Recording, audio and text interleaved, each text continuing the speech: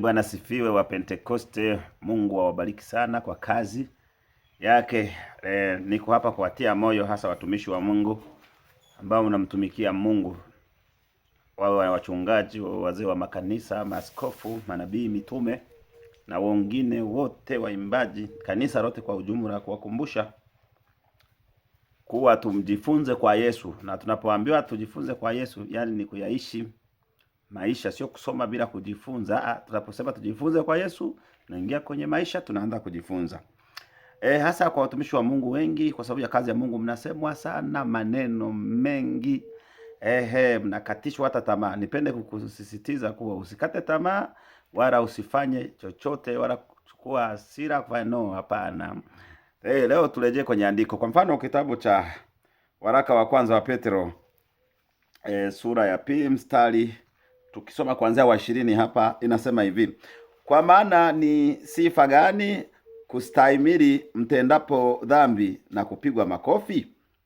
Lakini kustahimili mtendapo mema na kupata mateso, huu ndio wema hasa mbele za Mungu, kwa sababu ndio mlioitiwa. Maana Kristo naye aliteswa kwa ajili yenu, akawaachia kielelezo mfuate nyayo zake. Yeye hakutenda dhambi, wala hila haikuonekana kinywani mwake. Yeye alipotukanwa hakurudisha matukano, alipoteswa hakuogofya, bali alijikabidhi kwake yeye ahukumuye kwa haki.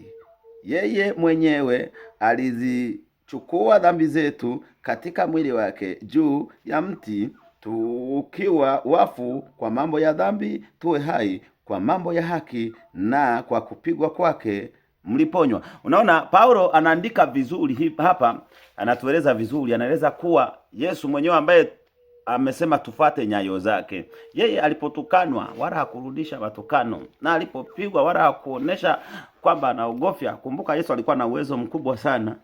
Wakati wasoma Biblia mnaelewa, wakati wanamtafuta kumkamata pale, na wauliza mnamtafuta nani? Wakasema Yesu wa Nazareti. Akasema ni mimi, wakaanguka. Licha ya kwamba uwezo alikuwa nao, lakini hakuonesha anaogofya. Alikuwa kwenye haki. Alipotukanwa, alipopigwa, yeye hakujitetea kusema kwamba mimi mnanitukana, sijui sikufanya hayo, mnanionea. Alijikabidhi kwa naye hukumu kwa haki. Kwa hiyo mtumishi wa Mungu, ukisemwa, ukitukanwa, ukinenwa mabaya, usikasirike wala kuwa na hasira. No, uweze kujua ufuate nyayo za Yesu. Ndivyo Biblia ilivyotuagiza. Mbarikiwe sana. Mungu awabariki sana wa Pentecost.